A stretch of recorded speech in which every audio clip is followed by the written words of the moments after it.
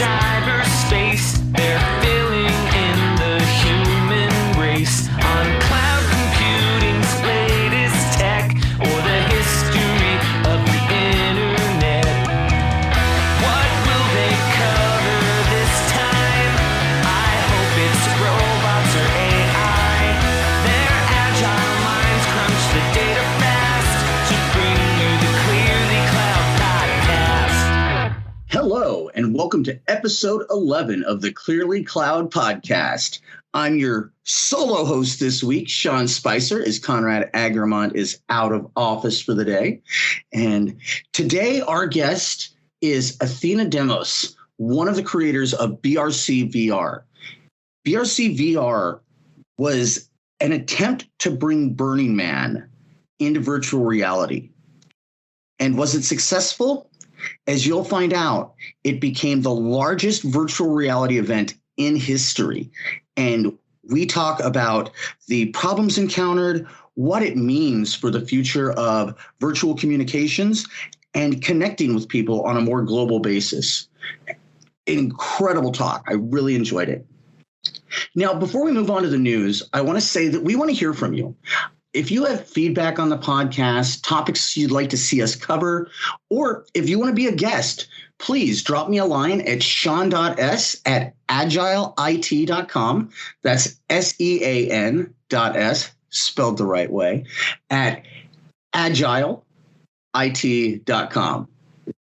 So let's move on to the news. 5, 4, 3, 2, bringing you some news. We're in the middle of election season. Tech news tends to get buried. And case in point, this week, the House Judiciary Committee released a 449-page report around antitrust activity by Facebook, Google, Amazon, and Apple. And we've talked a little bit about in the past and how this all figures in. And if Conrad were here, he'd be asking me, well, how does this apply to the cloud? Well, you can't ignore the fact that in there we have AWS and Google, two of the largest cloud providers in the world. However, they really seem to rip hard into Google and Amazon. And their talk about how Amazon has become a complete vertical monopoly, where they have the platform, they're competing with the people who sell on that platform. They're using the information and data they gather from people selling on that platform to offer their own products that then undercut their own customers or their own clients who are selling on the platform. They have their own logistics, their own advertising, and it really does start to look a little bit like the big monopolies. And hat tip to Ars Technica, who talked about the oil baron days and the big steel tycoons and the railroad tycoons of the 20th century. Now, also a little bit buried is that the Justice Department expects to launch a case against Google for an antitrust lawsuit, but they've narrowed the focus in order to get this done quickly. And they are only going to focus on Google's search dominance. And how this is going to play out is a little bit uncertain at this time, but we expect to have something next week about this. Another interesting bit is that we have talked a little bit about the impacts of COVID-19 and the economy on the IT sector. It looks like there has been a rebound in terms of hiring technical leadership. So directors of IT, CTOs, CIOs are once again being hired. It looks like it may have erased the kind of stop in hiring that had occurred, and they're hiring faster. And so this report from CIO.com says that the average time of hiring a CIO, which used to be 3 to 5 months, has been cut dramatically. And a lot of this is based on the need for digital transformation. This ties in to an article from Tech Republic that cloud and remote work support has strengthened the U.S. market. So we expected to see a 3% drop in IT expenditures this year. Instead, we saw 1% growth. That's not a lot, but it's a little bit of ray of sunlight through the clouds. So what they're seeing is that now we're looking no more at the new normal. We're looking at the next normal. And it's going to be a hybrid workforce where we can work together in real time in different places. And a lot of companies are starting to see how this makes sense when you don't have to pay the rent for offices and the reduction of infrastructure needed when people are working from home. And they're starting to figure out how they can take advantage of that and what the workforce is going to look like, not just in the next 6 months, but in the next 10 years. So definitely, we're in a time of tumultuous change right now, and very interesting to see how things are moving. And my favorite part about this podcast is we get to talk about the future. My favorite thing about being able to be solo, I get to talk a little bit about gaming. So Microsoft has announced that they will be bringing the Xbox cloud gaming service to iPhone and iPads. And this was a blocker because, as you have heard, there are the current battles between Epic Games and Apple about the App Store. That's part of what is in the House Judiciary Committee's report on antitrust. Microsoft could not get Game Pass into the Apple App Store. So they are focusing on delivering Game Pass through browsers. And I'm curious to see how that's going to expand its accessibility onto other platforms. Right now, it's primarily on Android. There is talk that it's being purposely delayed on the Xbox console because they're just about to launch the new Xbox Series X. And having cloud gaming means that you won't need the expansive hardware locally. That will be handled in the cloud, in Azure. And so why would people buy a new console? So again, keeping an eye on this one. If you haven't given it a chance, I think it's $1 for the first month if you want to try this. It's really interesting to see where we've gotten with cloud delivery of content. We started back in the day with YouTube, Netflix. Now we've got Amazon Prime delivering movies. And now with Google Stadia, AWS has a solution that's coming out. And now with Microsoft Xbox Cloud Gaming, now we're seeing the actual delivery of truly interactive content. And this is something that I think is just going to continue. But the news, I think we're going to get really tired of the news between now and the beginning of November. But we got to keep up on things that are happening in the cloud. But let's move on to the guest. 4, 3, 2, 1, having some fun with guests. And today we have Athena Demos, one of the creators of BRCvr that brought Burning Man to virtual reality this year. Thank you for joining us today, Athena. Oh, you're welcome, Sean. Thank you for inviting me. So for our listeners, what is BRCvr? BRCvr officially is one of the recognized universes of the Burning Man multiverse. There were 8 different virtual options for Burning Man this year, and BRCvr is the one that concentrated on VR, on that social VR virtual reality experience. So most of our attendees, participants had headsets, and it worked on pretty much every headset. So there were all sorts of different headsets that were being utilized by participants on the virtual Playa, but you could also enter on a PC or a Mac computer. So we were really, as long as you had a computer, you could come to BRCvr and enjoy it. And in fact, I was there this morning with my mother because I've been slowly teaching her how to get into VR. She's never even played a video game in her entire life. So this morning, we're still open. And this morning I was showing her around. That's great. And so you mentioned that you were in there with your mother, and I've listened to a couple other podcasts that you've been on and other shows.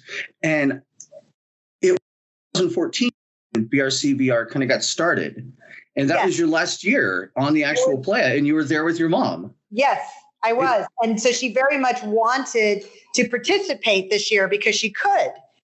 And it was just, she's 80 some odd years old, never played any video games. She's not too computer literate.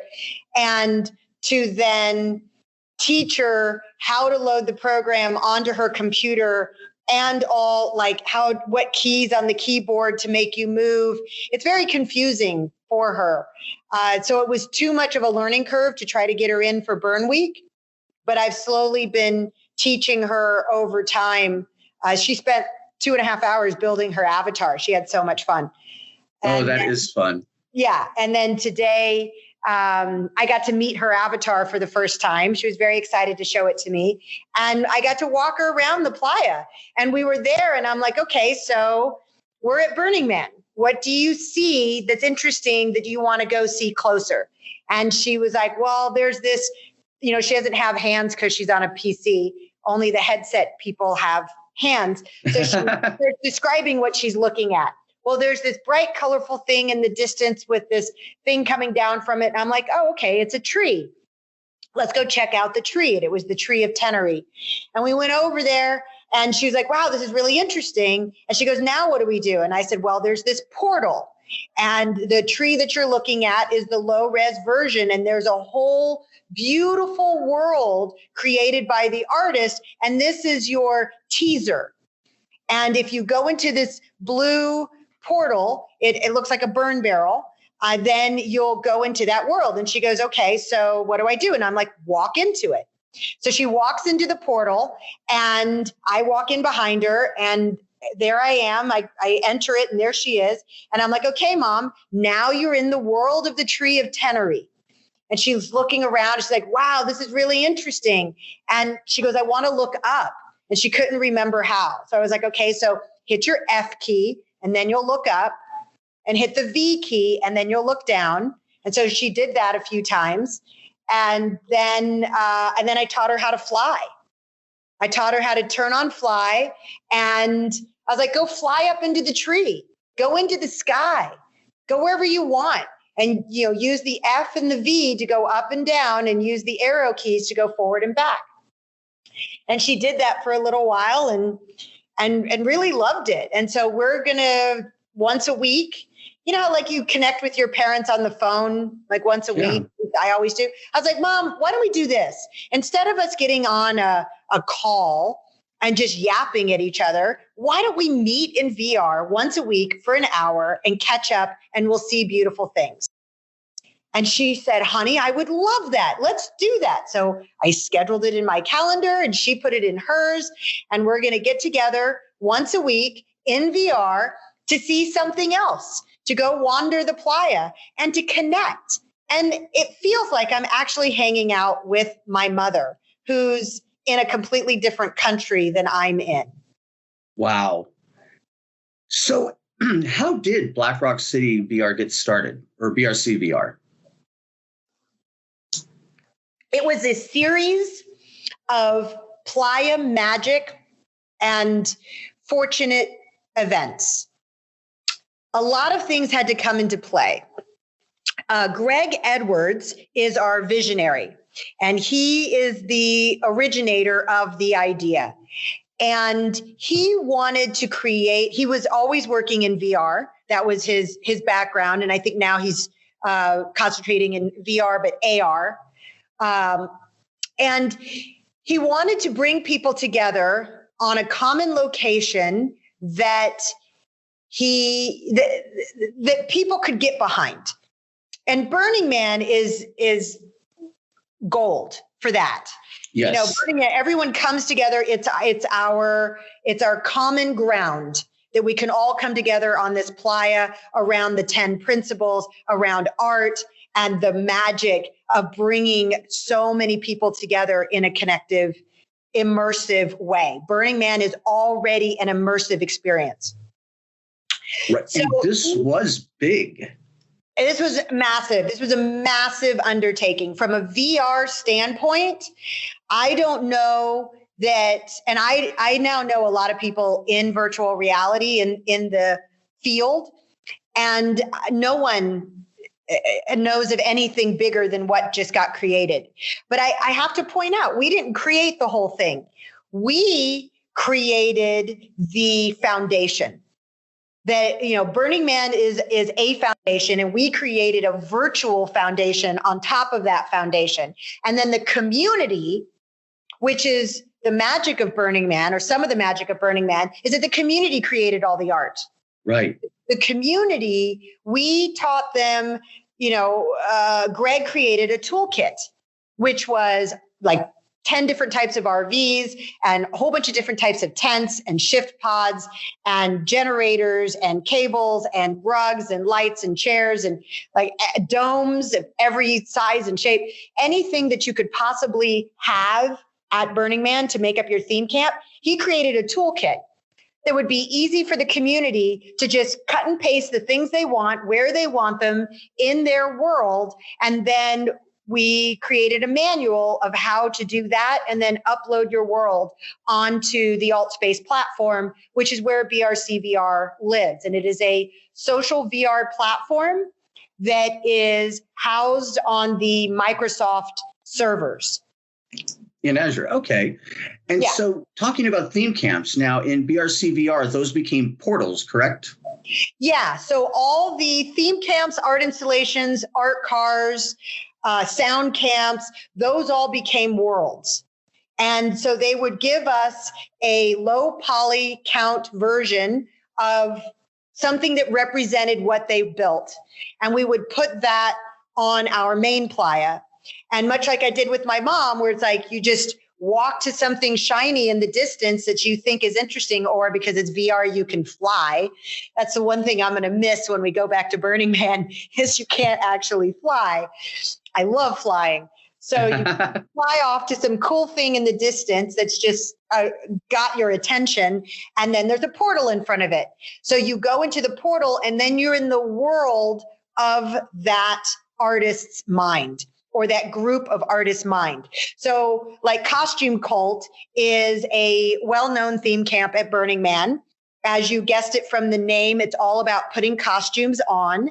They have a way that their camp looks most of the time at Burning Man. And so they created that as their frontage on the main playa.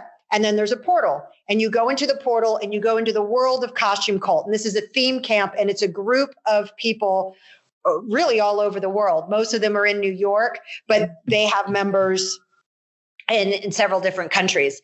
And because it's all about putting on costumes, we teamed up with some of the AltSpace superheroes is what I like to call them. They've been in AltSpace for a long time. They knew how everything worked, and they could help us create these things called MREs. And there's a woman near her out because the total hero in how she to create things, because our community is used to, burners are used to be building with hammer and nails, right? With screws, with wood, with metal. We're welding, it's physical things. And now we have to create that virtually. And so it was a huge learning curve for the entire community to try to figure out in about a month. They had a month to figure it out. For the most part, like some people were early adopters because we were open in April. But when Burning Man finally said, yes, you're one of the 8, and we finally brought the community in and got the toolkit to them, they had about a month to figure it out. So Nira, God bless this woman, she's like, I'll help you make all your MREs. MREs are mixed reality extensions. It's a little piece of code that you can attach to things and interact with. And so all the costume pieces, radical self-expression is how are you going to dress yourself and how are you going to create your art? And the avatars that were recently created by AltSpace are great, but they're somewhat limited. And, they're not going to put tutus in their avatar kit, but we can add them as MREs. So tutus for Tutu Tuesday. We had rabbit ears and carrot hats for the Billion Bunny March. There's these traditions, these rituals that we have at Burning Man. And we really wanted to create nostalgia burn so that people would come and it would feel right to them. They would have this visceral experience of being immersed in Burning Man, even though they were in their own living rooms, especially for those with headsets. So for Costume Cult, they had a clown mask and unicorn horns, which we also used for Charlie the Unicorn. And there were tutus and hula hoops and all sorts of different things that you could go and click on and they would appear on your avatar and then you could take pictures and have a lot of fun. And so there were lots of those. In fact, there were about 200 worlds created for BRCvr. Right. And that number exploded from the time that Burning Man really started. And I believe that was the end of August until the actual burn. Weren't there a lot more added over that week? So when we opened the gates on the 28th, 27th, 29th, when we opened the gates on the 29th, whatever that Sunday was, of Burn Week, we had about 100 portals on Playa, and we had about 150 portaled worlds. Because sometimes people would put worlds inside of worlds. So you would go to a world, and then that would be a hub for that group who had 5 other portals. Like if you go into Tree of Tenery, there's 10 portals there. And some of them are to friends of theirs' artwork. So it really is a lot like Burning Man in that way, where you go to a place and you meet an artist and they tell you about something cool and you end up at another place and then another place and then another place. And you just keep going from world to world to world. And Burning Man is very much like that, where you go into a place and then you're in another place and another place. And so there was a lot of similarities. So by midweek, we needed to stop adding things to the Playa. People kept sending us more art and more portals, and we never wanted to say no. We wanted everyone to be able to be represented, and we knew that it was a huge technological learning curve. So we were trying to be as cooperative as possible and accommodating as possible, and we crashed the Playa. So we learned what the limit was, and I don't know the number, but we learned the limit of what could physically be on the Playa. And it was a literal whiteout. I remember getting a call from Doug Jacobson, our other founding partner. And he was like, the Playa's gone. I was like, what do you mean the Playa's gone? He's like, well, it's just white. I was like, well, what do you mean it's just It was white? a dust storm. He was like, and I'm like, are you saying we're having a whiteout? And he goes, yes, but it's not funny. The Playa's gone. And so thank God for Microsoft, because Microsoft has the time machine, where you can just dial back your windows. And, we spent hours trying to figure it out. I'm on social media letting the community know that we're experiencing a whiteout and go find your friends and have fun with them. So everyone thought it was planned. We spent 3 hours freaking out. Kudos to Doug Jacobson for figuring it out. And we ultimately got an older version of the Playa, put it in place, and then don't touch it. Leave it alone. So that created this atmosphere where I'm sorry, we can't add anything else to the Playa, and people were still creating. So they started adding their stuff to their friends' world. They're part of this theme camp and they created their own world. And so the portal is now in that theme camp's world. And by the time the event was over, that Monday, the 7th, we had counted about 200 worlds. And we had about 150 a week earlier. That's incredible. Yeah, and they're still being created. I'm finding new worlds all the time. It's a barrel of monkeys that has completely escaped the barrel. Like, people realize that they could make their worlds and put them up and have their artistic expression. And if they want to have it portaled onto the main Playa, then we need a representative art piece to put down with their portal next to it. And I'm excited to see what's going to happen for next year.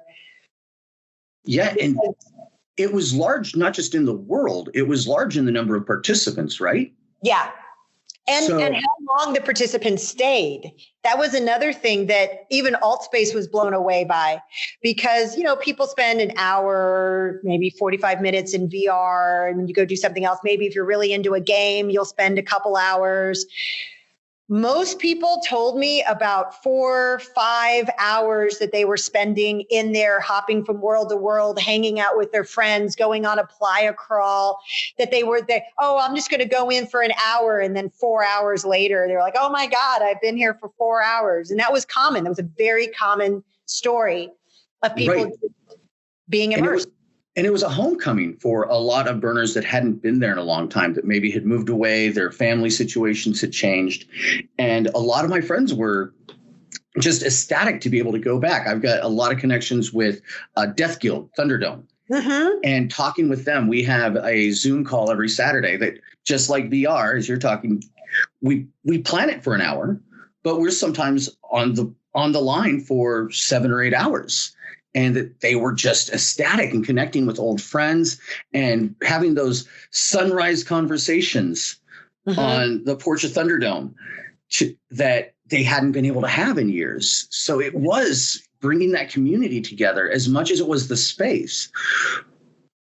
Now, when you're talking about how this was maybe one of the biggest events in VR, I thought back to a story I heard in history class about I think it was the World Series back in the 1920s, 1930s was the first major television broadcast. And that was where TV started to become mainstream. And being excited about the future, do you think maybe you've changed the future of VR altogether with having something this large? Yes, absolutely. We've all talked about it. There was a very distinct paradigm shift that happened during Burn Week. And it showed the community at large, the burner community at large, as well as the VR community, what was possible. I don't think anybody had fully explored what was possible. And AltSpace, we told them, we're like, look, there's a possibility we're going to break it. And they said, break it. Break it, because you don't know how to make it better until it's broken. And we did. We definitely pushed the limits of the platform. And they were amazing. Like I have huge amounts of respect for the entire AltSpace crew and the AltSpace community. They really stepped up to help the burner community come onto their platform. But we definitely broke things, for sure. I mean, we actually have a saying. It's really funny. We say, we might be glitching, but we're still bitching. I love it. So we couldn't have a conversation about Burning Man without talking about the burn. So the man burned in BRCvr, right? Well, we had 2 burns. Actually, we had 25 burns, but so there was an actual burn that happened with a few crew members out at Fly Ranch, because the man has to always burn. So it wasn't like a big public thing. I think there were 20 people out there, and they did a live stream of the burn. So we took that live stream and streamed it into our man base world, our BRCvr man base world. And the way AltSpace works is, and for most VR platforms, you can really only have 30 to 50 people in any one instance at any one time. And then it creates an identical instance and fills that one and again and again and again. So the code for the live stream, and we also did a digital burn, which was all done with code, not animated. And all of that had to be seen. So that code had to be sent to each individual person in each individual instance so we all could see it. And that's a lot of code streams going back and forth. And there were over 1,500 people in AltSpace in VR watching that live stream at the same time and stayed to watch the digital burn. Wow. And there is a rumor that we melted something. You could definitely, maybe a server, maybe just a cable, but something melted. There was definitely it was very glitchy. Like you could turn your head and it would glitch out, or you'd be talking to somebody and the audio would cut out or glitch out. And as people were flooding in to watch the burn, we were hearing it. It was happening more and more and more. We played the digital burn every hour on the hour after the main burn so that everyone in every time zone could have their burn experience. So in a 24-hour period of time, we had over 5,000 unique users come to watch a version of the burn, either the live or the digital. Wow, that's incredible. Yeah.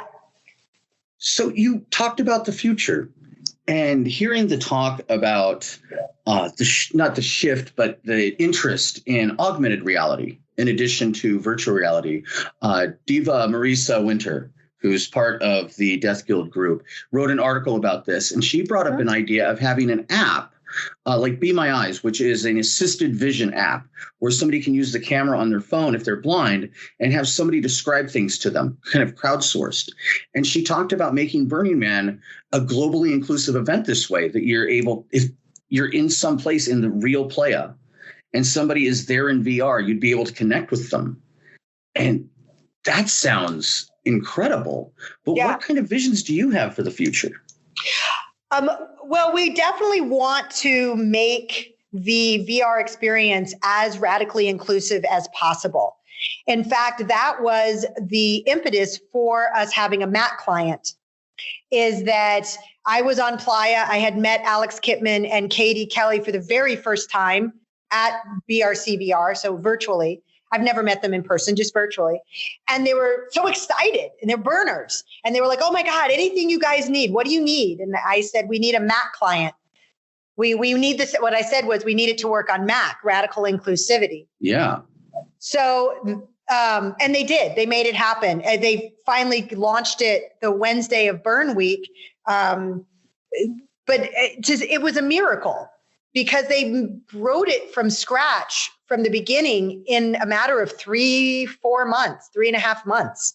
That's insane that they pulled it off at all. So I'm very happy about that. But back to go ahead. And they're part of the AltSpace team? Yeah, Alex Kipman is a VP at Microsoft, and Katie Kelly runs AltSpace. Excellent.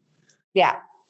And so, but to your accessibility point, is through all of this, we've had different groups reach out to us, and the Blind Burner Project did reach out to us, and we're like, how do we make VR for blind burners? And one of the things we thought about was this way that burners could pair up with people that are sight impaired to explain what it is that's being seen. And it's something that actually happens at Burning Man. This is something that they do at Burning Man, where they walk around with sight impaired people and help explain what's being seen. And artists can write artist statements or explanations of their art for the people that are assisting to read. And we wanted to transfer that into BRCvr, but it was just a matter of time. There was only so many things that we could try to incorporate to make work. And it was hard enough just trying to teach people how to use the platform. It's brand new technology. So it was, yes, we have to teach you about Burning Man, but now we also have to teach you about VR. And so we just ran out of time, but we're still working with the Blind Burners Project. And I was able to connect them with the accessibility team at Microsoft. And so they're even working at it at a deeper level than I'm thinking of it. They're looking at it from how can we adjust the platform for sight impaired people, instead of how can we bring a community together to read artist statements and describe art. Wow. And in a number of our previous podcasts, we've been talking with people about artificial intelligence and really the big technology right now in artificial intelligence is computer vision. Yes. And I'm imagining they are having a field day thinking about this. And the accessibility team there is amazing. Yeah. There's actually, I just, someone just sent me information about a company called New Eyes, and they're all about accessibility, online accessibility for people that are sight impaired. And it doesn't just have to be, it can be VR, AR, just your computer, like every possible way. It looked very interesting. Wow. And it goes beyond just sight impaired, or it's physically accessible now. Well, physically, virtually accessible. And one thing that I've been hearing from a lot of people is since the COVID shutdown and everybody moving to streaming platforms, and you've got live concerts on Twitch, you've got DJs on Mixer, and people are able to experience things that they normally physically wouldn't be able to, or perhaps socially wouldn't be able to, in the case of anxiety and things like that. And I think we are moving towards a more inclusive world. Mm-hmm. And it's really taken this incident for us to really figure out how technology does it. It's very true. That is very, very true. And it takes away the, so there's social anxiety. And so it kind of shields you from that. But there's also the rampant racism in our culture. And when you're purple or green and your skin can be whatever you want it to be, and you can look however you want, and definitely in alt space, the avatars are gender fluid. So it doesn't matter whether you're male or female. It doesn't matter what your sexual preference is. It doesn't matter what the color of your skin is. Everyone is equal. And in the Burning Man culture, in our ethos of radical inclusivity, everyone is equal. And so this was an amplification of everyone is equal to an incredible form of communal effort. Like, because everyone was on the same playing field, we all looked to each other to work together for the greater good. And that's one of the wonderful things about Burning Man is, for people that haven't gone, is that Burning Man is literally an incubator. Let aside the fact that it's 7,000 degrees and just playa dust everywhere. The people that meet stay connected. And a lot of times these people that meet, they're artists, they're technologists, they're creators. Well, that you have to be a creator out there. And it unlocks the creativity in certain people. And the things that have come out, not just the relationships, but technologies and cultures, has just been incredible. And I see that already, that this may be coming out of the virtual reality experience of the multiverse. Yeah. And there's a meme that's on the internet, no one knows you're a dog. But in last week's podcast with Bruce Wyman, who was the week before, he was the sysop of a BBS that I joined when I was 14. And back in the BBS days, this is the late 80s, it was all text. And nobody knew that I was 14. And I was able to write and talk with adults, and nobody talked down to me. And that elimination of physical preconceived notions, be it gender bias, racial bias, ableism, with that removed, what an incredible world we're moving into. Yes. Yeah, it gives everyone an equal footing based on what they have to present to the community. Mm-hmm. And nothing more.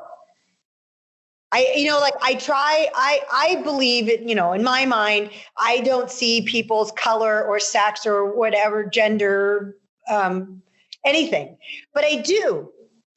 You can't not. It's a human instinct. Like me, not like me. Like me, not like me. We're constantly doing this assessing, and we don't have to react to it. We don't have to act on it, but it happens in our brain. But in VR, it doesn't, because you don't know. You don't know. I mean, you can tell the 13, 14-year-old boys that are running around in VR. I definitely do yes. VR. But you know what? If someone was, acting in a way that, they weren't running around and poking people and doing all that stuff, I wouldn't know. And if a 45-year-old was doing it, I wouldn't know either. Right. So people get judged based on how they present themselves in the world and for nothing else. If you're going to have an intellectual conversation with me, then I know you for that and nothing else. I'm not going to know you as a 14-year-old boy who had an intellectual conversation with me, or a 14-year-old girl who made this beautiful piece of art. I only know as the artist that made this thing, or the person who had the conversation with me. And beyond that, nothing else matters. I'm the androgynous purple form with the unicorn horn. Yes. It's beautiful. And I get so excited in this podcast when I talk to people that are really shaping the future. And when you think VR, it's been so gimmicky for so long, going back to the VR boy that Nintendo put out. And people think, oh, VR, just a fancy way to play video games. But to create community in an immersive reality. And I think back to William Gibson and his initial description of cyberspace, that it was a consensual hallucination that brought the world together. We're there, aren't we? Yeah. We're in the future. We are. I call VR a way of letting your consciousness wander. I meditate on a regular basis. And there are times when I call it giving my consciousness a break, where I sit and my body melts away and I'm aware of all of my surroundings at once. But my mind, my consciousness, and my body aren't actually connected in that moment. In VR, it is very much that. But now there's all these worlds that I can go explore, and my body gets to stay behind and my consciousness gets to go and wander. And meditating in VR is also an incredible experience. I have not tried that. Well, there's some great meditation apps, but what I like to do, because I like doing this at Burning Man, is go out into the middle of the playa somewhere and just sit and meditate. Open up my vision field as far as I can and sit and meditate. And I've done that in BRCvr. That's awesome.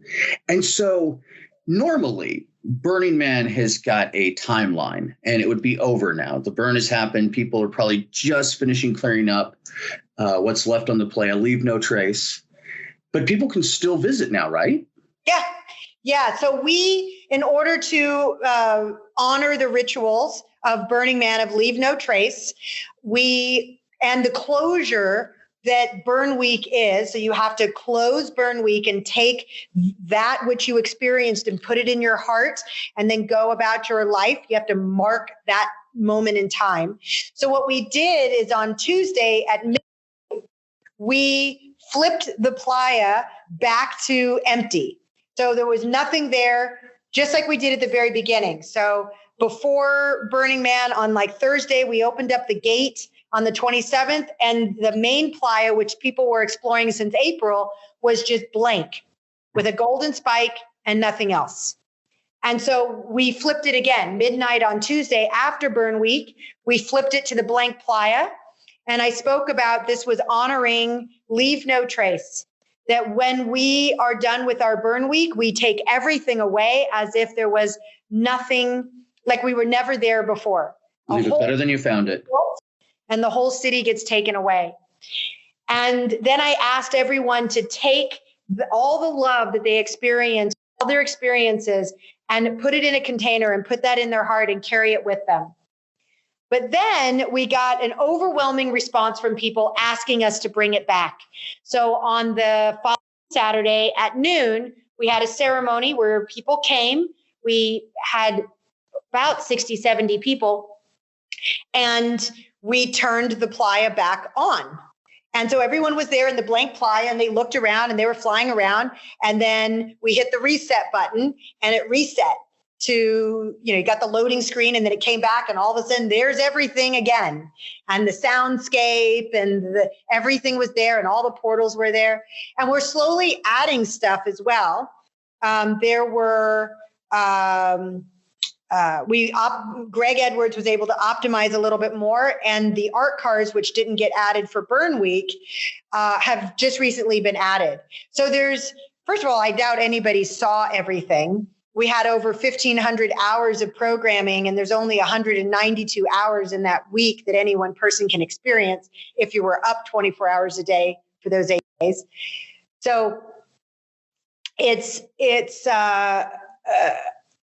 there's so much more to see and experience and do. So yes, it's open. And we have people organize Playa Crawls with just their friends.